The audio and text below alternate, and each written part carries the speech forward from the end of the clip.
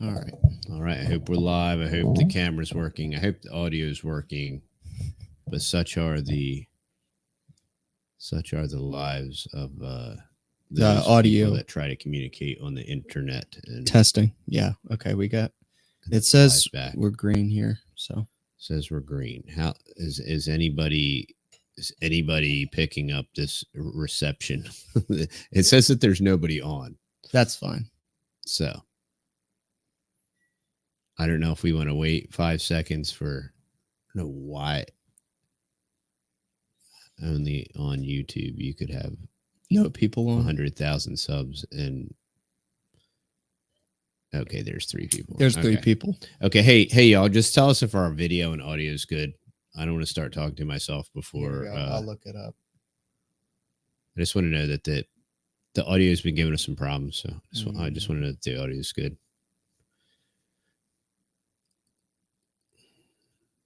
Hey, Caitlin. Sounds good. Okay, we can go. Good. All right. Yeah, so for any of you that don't know, I've been trying to find the verdict because the judge was supposed to hear on this Amos Miller thing on March 1st, which was 5 days ago. And I cannot find an update. But for those of you that don't know, Amos Miller's attorney, Robert Barnes, made a public statement. So I figure we could play that this way.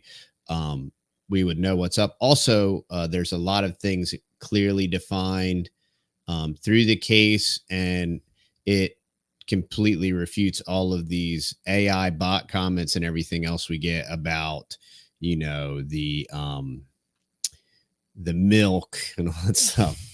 But his milk killed somebody. So yeah, let's listen along here. And let's go here. Never been harmed by any. Here with Robert Barnes. Mr. Barnes, can you give us an update on what just happened inside the courthouse? So we had a full hearing, and the government was unable to produce any evidence that any person in Pennsylvania or anywhere in the world has ever been harmed by any product of Amos Miller. That means they've had all these years to investigate. They've been able to cross-check every pathogen that exists unknown to man. And at the end of it, what they come up with is that not a single consumer of his products has any complaint against him. You're talking about millions of products, thousands of Americans. So just to reiterate, you know, we hear over and over again, and we've done 3 or 4 video updates on Amos Miller, and without fail, every time it's either 20 bots, 20 AI generated whatever, or purple breathers, or like nervous grandmas, or, you know, I don't know, Sega Genesis playing Basement Dwellers or whatever. I don't know what it's up, but everybody always says, no, but you didn't tell the whole thing. It was the milk from like 20 years ago and blah, blah, blah. And clearly that has been demonstrated in court that is patently false. So, so that's one reason why I wanted to play this. Okay, we'll continue. And all of them uniformly, all the ones that testified, almost 400 people signed statements under penalty of perjury that they desperately need what Amos Miller provides for their health, for their family's health, for religious and politically expressive purposes, for things that are supposed to be protected under the Constitution. The only credible expert witness testified that she thought there was no risk of any harm from Amos Miller's products, and that in fact they were of critical benefit to people, not only those who testified, but to those who haven't yet had the joy of having products from Amos Miller's organic farm. We're going to figure out whether, are you as a farmer allowed to make your own food? Are you allowed, the state testified that they don't even think you're allowed to make food without their permission, eat food without their permission, purchase food without their permission. If they don't, you're not even allowed to do it on your own farm. In this case, they've been rationing food, telling Amos how much he can eat, how much he can feed his own family, how he can't even feed his own pigs.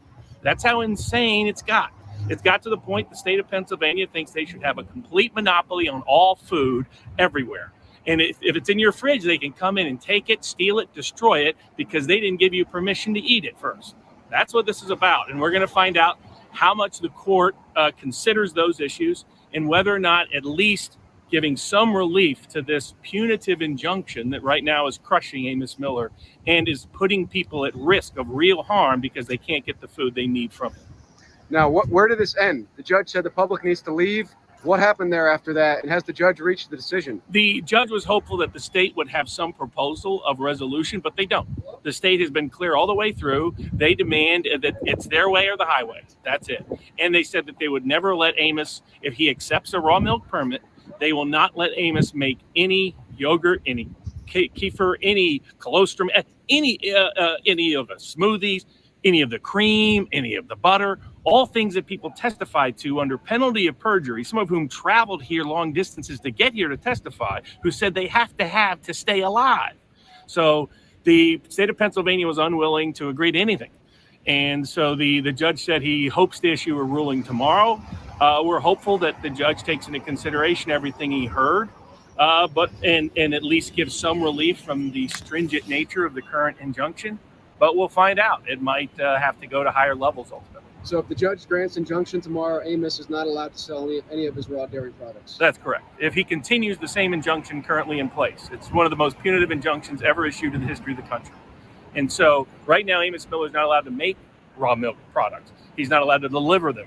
He's not allowed to give them away. He's not allowed to feed his own family unless they give him advance permission. He's not allowed to feed his own pigs unless they give him advance permission. That's how strict this current injunction is. So hopefully the court at least modifies it so it's not as punitive as it currently is, but we'll find out. Is it possible for the state to pursue action in criminal court, or is this the only avenue they have to try to shut Amos down? Pennsylvania Department of Agriculture has never pursued this path ever. Historically, the path the legislature set out was you basically give somebody a ticket. It's called a summary offense. And then they escalate to a second summary offense. And if you keep committing offenses, then maybe it escalates to a misdemeanor some years. But all the court cases have consistently said you cannot prohibit someone from making food unless it is adulterated, unless it is dangerous to people, unless it is deceptive.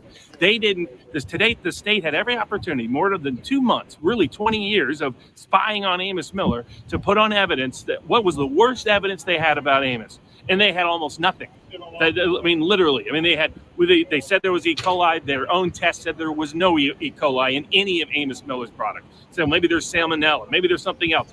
He came back negative for all of those. They found a small amount of unidentified listeria that was related to a different farmer's product simply being temporarily stored at Amos Miller's organic farm.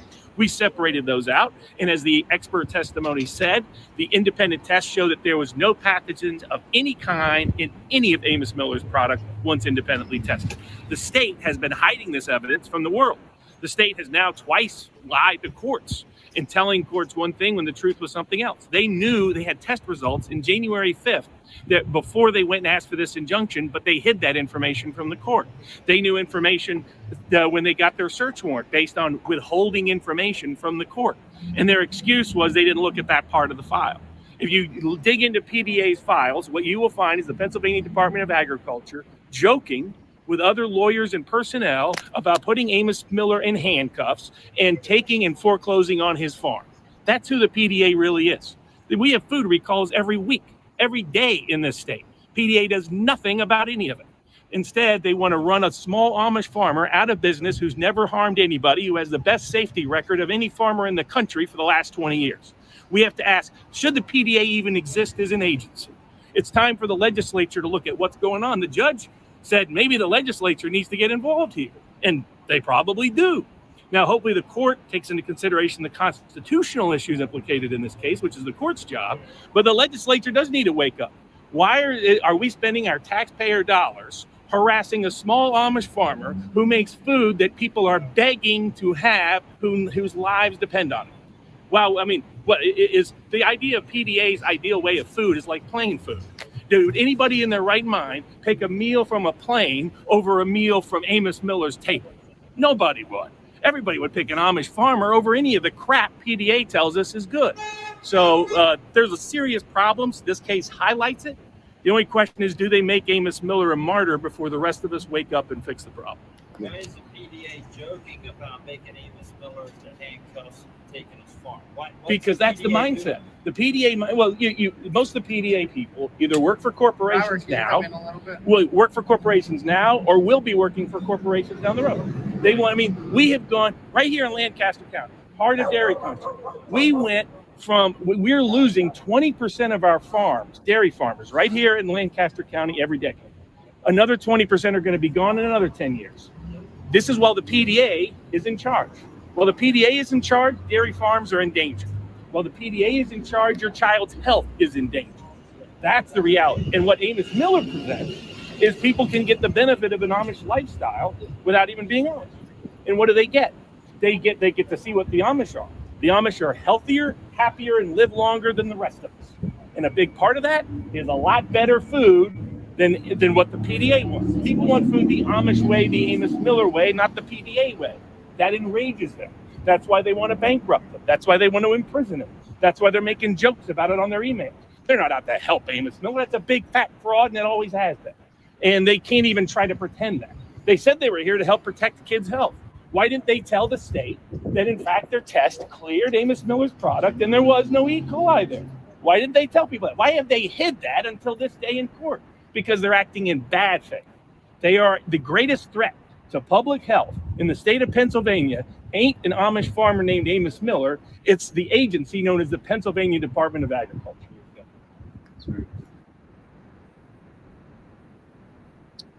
So there you go, y'all. It is some bureaucratic agency that's supposedly on the surface here to serve and protect and all these different things. And all it is a battering ram. It's a war hammer to smash us up against the head. And how about check this out? While we were listening to that, it made me think of this article. This is a New York Slimes article from the end of February. A lead-tainted applesauce sailed through gaps in food safety. And this happens just like Barnes said. This happens every day. And, all of these bureaucratic safety agencies that are completely and totally and utterly weaponized. This is what we taught our children. You're breaking laws.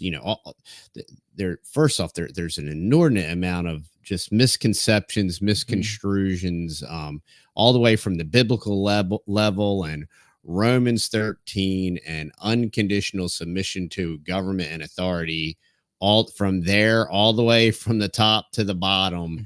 And, children are completely brainwashed. They're given to Rome to be made Romans, and Christians, and even just Americans, dare I say. You talk about the Constitution, and we continue to hear hyperbole about how they're doing this to the Constitution, that to the Constitution. Constitution's been dead since Civil War, y'all, in a very, very real way. So, and that's a very long, drawn out story. And history is obviously occulted and not as it seems. And to the victors goes the histrionics, I guess. But we continue to see all of these, the federal now we have the Pennsylvania Department of Agriculture, and they are completely weaponized by design. And then we have this duopoly. We have this Republican Democrat thing, and as long as their guys are in power, they can be tyrannical and do unilateral things, and it's so cool when their guy does it, and it's terrible when the other guy does it. And the problem is it's just terrible all the time, and you only think it's cool when they're not using it to smash you over the head. And they've written just look at the IRS.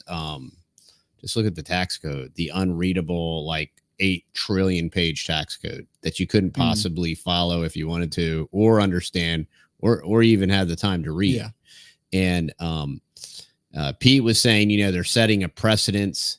And, I've been saying for a very long time that I do think the country is going to balkanize, or they're just going to completely, literally weaponize all of these invaders and kind of do it that way.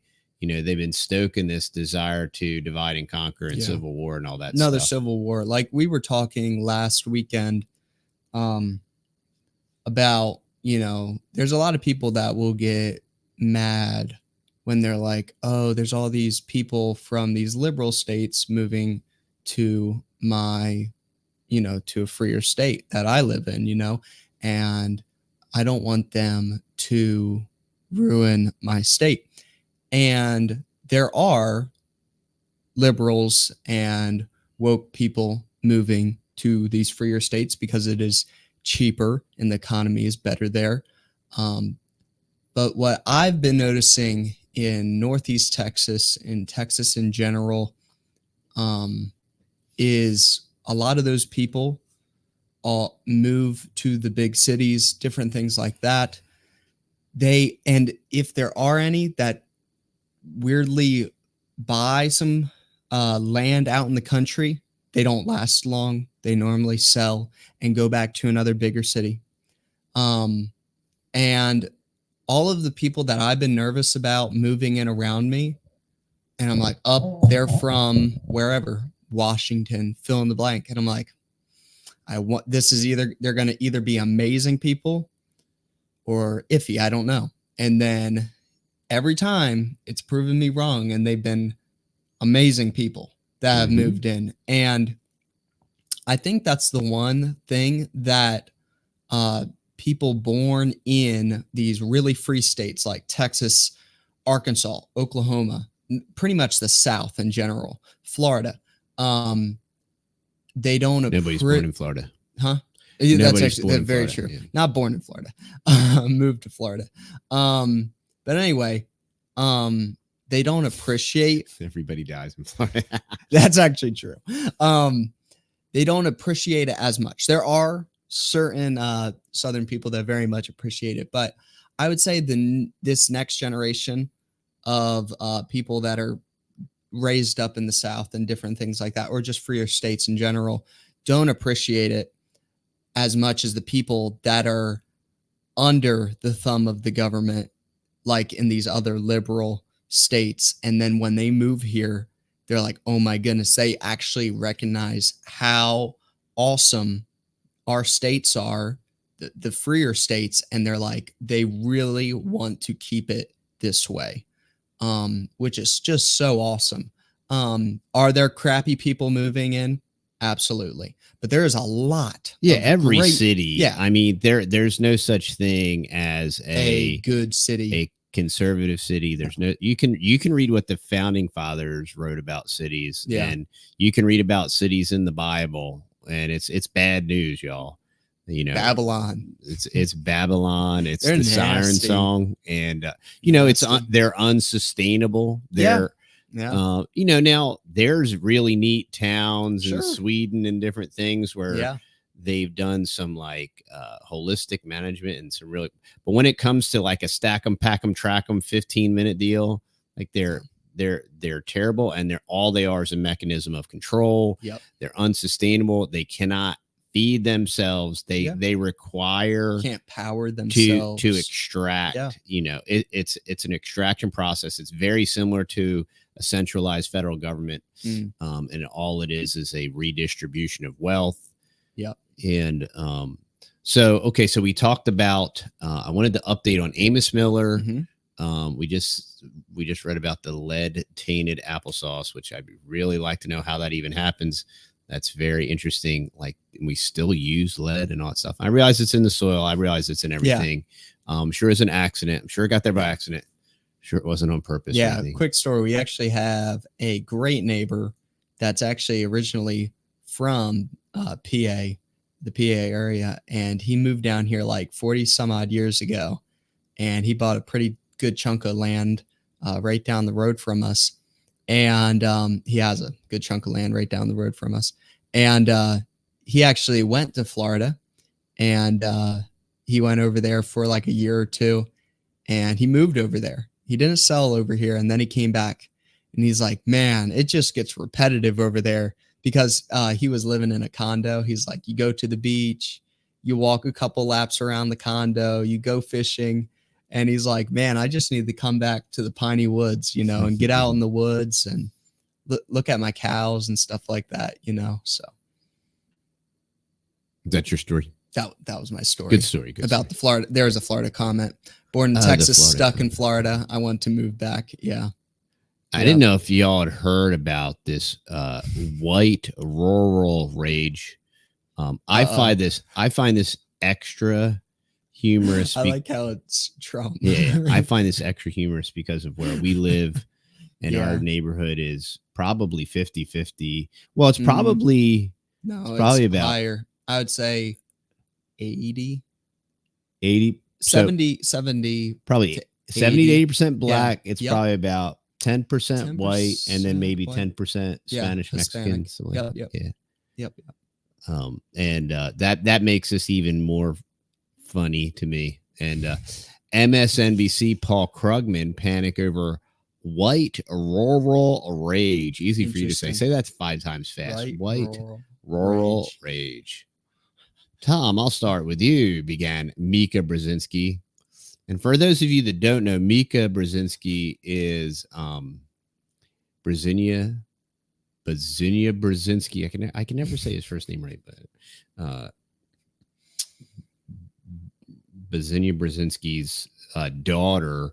And Brzezinski, he was an advisor to Obama, and he was strategically involved with Heinz Kissinger and setting up China, the China model, and all that stuff. All of that Carol Quigley stuff for the Anglo-American establishment and all that stuff. But Tom, I'll start with you, began Mika Brzezinski. Why are rural white voters a threat to democracy? And I love how they post that voters are a threat to democracy. Yeah. The fact that voters vote is kind of funny and interesting. If they were not voting, you would probably say they were a threat to democracy. But Fastball delivered University of Maryland professor and co-author for just released White Rural Rage, a Threat to American Democracy. Tom Schaller, some white dude, took a swing. He said Mika first complained rural voters should be supporting Joe Biden, given his roots. Another white guy. You'd have to be pretty high to call Scranton rural. Scranton is like an armpit. I have been to Scranton. It is like it, dude. You would expect somebody like Joe Biden to come crawling out of the sewer vent. You were like, yeah, that's how you know you're in Scranton. And he's some mega racist white dude. Yeah. It's funny. Let's see. Pretty high to call Scranton. Well, then Shaw reads off some small town America's charge sheet. Rural whites, he said, are the most racist, xenophobic, anti-immigrant, and anti-gay, conspiracist, anti-democratic. They don't believe in an independent press or free speech and are most likely to accept or excuse violence. Like, we were very much in support of the BLM riots and all that cool stuff. Definitely. But I just thought that was very humorous. It just always goes to speak of like the propaganda, the brainwashing, and how that when the lunatic left delineates things, they're always speaking in a sophist way, and they're really like describing themselves as they attempt to paint their opponents. And so now we have to worry about rural white America and the rage against the machine. And and I do think that there are some angry people, and it's probably justified. I mean, I bet you Amos Miller's a little upset. If I was him, I would be, and I would say that it's justified. And people are tired of being taxed into oblivion. People are tired of all this stuff. They're stealing all Amos Miller's food. His customers can't get access to it. There's this crazy wildfire here in the Panhandle that's just like eviscerating cows. Like our supply chains are just getting like annihilated, and all of these technocratic oligarchy and this bureaucracy is just systematically continuing to attack and destroy our supply chain. And it's very It's why we've always encouraged people to know your farmer, shake a farmer's hand, grow your own food if you can. If Certainly, possible. if you have grass, get some cows. Cows are easy. Speaking of cows, make sure that you're on our email list that you can sign up at TheTexasBoys.com, because we may have 1 or 2 cows available. I know there's been a lot of people. There's been like we have a pretty good waiting people. list, but just Yeah. reach back out to us, or we'll probably send out a newsletter if this butcher date comes through. So we're just waiting to hear back about that. So we will notify everybody when that comes out. Yeah. And we've been just switching over our herd and trying to get our pasture. Yeah, improve our pasture quality going, because the last couple years in a row it's been drought, and then we bought a lot of hay, and we bought a lot of hay. So trying to go through that too. Was there anything else? There was something else that I wanted to talk about too. Here, wasn't there that ingredients in the cereal? Yeah, I thought this was wild. This came via True Stream Media and their fellow Texans. I appreciate their work, but check this out. That fly is going to land on me. Get out of here. I know. Let me back this up. Check this out, y'all. This is crazy. I just want to show you. This is Kellogg's Frosted Flakes, and this is Kellogg's Zucaritas. So in the version that's not aimed at the Hispanic population, you have milled corn, sugar, malt flavor, contains 2% less of salt. Yummy. And the ones that are being promoted to Hispanic population, you have milled corn, sugar, malt flavor, contains 2% less of salt, BHT. All right. Why are they doing that? So this is up on the Environmental Working Group website, and it's talking specifically about BHA and BHT, butylated hydroxyanisole and butylated hydroxytoluene. Might not be saying that right. But these are additives that have been shown to cause hormone disruption and harm the reproductive system. Yep. And it says down here specifically about BHT that it may disrupt endocrine function by causing thyroid changes and affecting animal development, according to the European Food Safety Authority. And that studies on rats fed BHT found they developed liver and lung tumors. So this is something that is not allowed in many countries in Europe, also Japan, banned from food. Okay, this is up at the Cornucopia Institute now, and they're talking about how these things are subject to severe restrictions. So I just wanted to point that out again. Here we have Amos Miller had listeria in his raw milk, which wasn't even true. And it gave somebody a hangnail in the state of Florida or something like that, right?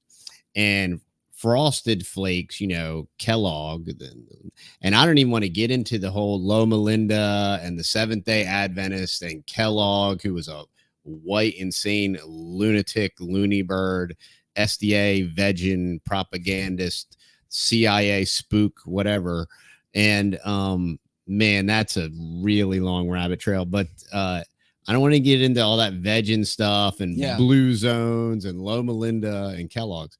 But here you have Kellogg's and this vegan stuff, and it needs a little BHT to help the nutrients go down. The 3 other supposed nutrients that are actually in cornflakes, and you need to preserve. You need to preserve that chemically crunchy goodness. I know, it's just so versus just eating a steak. I know, it's so weird. The things that even back in your time, which was not that long ago, and now reading those same products and you're like, wow, that didn't used to have that in there.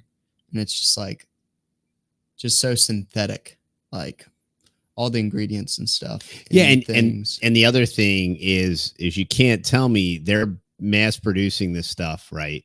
And they're going to say too. Take the BHT out of the American one, out of the English one, and put it. Yeah. That has anybody else out there been noticing this? And me and James have been noticing it a lot I first started noticing it on Spotify, listening to podcasts. and I started getting McDonald's ads and Chick-fil-A ads in Spanish, and also Temu ads in Spanish.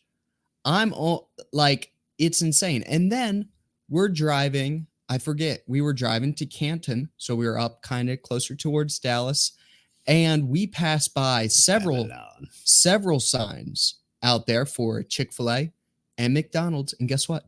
They're in Spanish.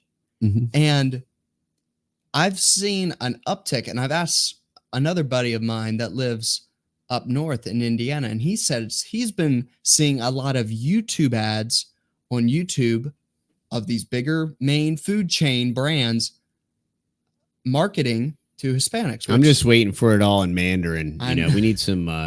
It's just crazy because it's advertising just in Mandarin.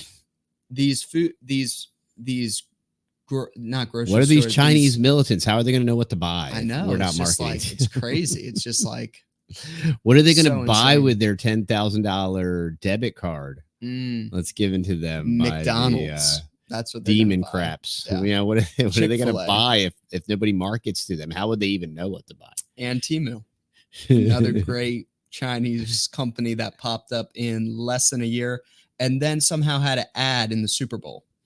Interesting.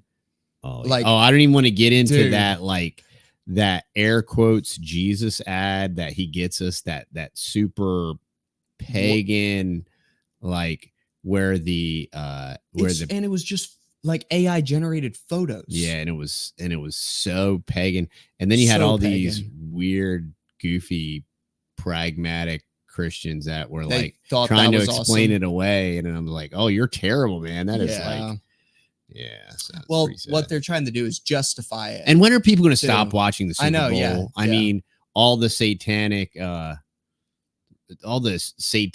rituals that have been going on, and the child trafficking and all that stuff, and people just continue to like slurp their beer and watch their Super Bowl.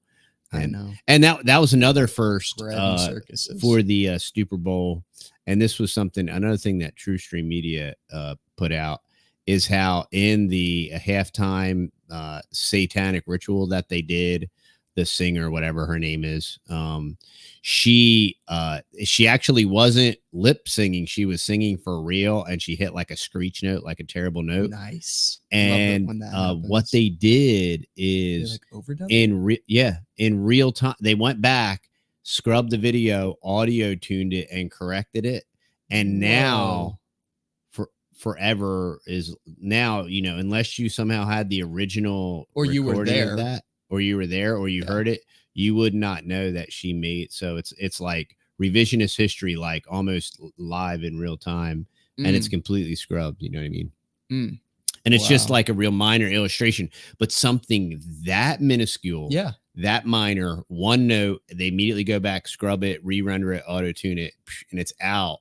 And it just really does make you wonder, you know, if seeing is believing. Like, are we even? Was it Taylor Swift? No, it was Rihanna or something. It was her and Usher. Like, yeah, two people that I know absolutely nothing about, thankfully, and have no desire to know anything about.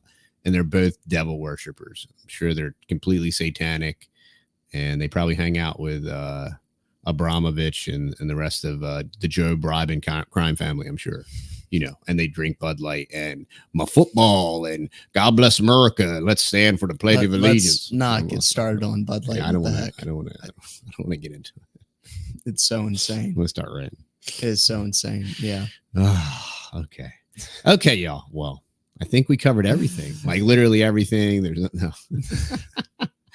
I'm glad we're able to jump on tonight.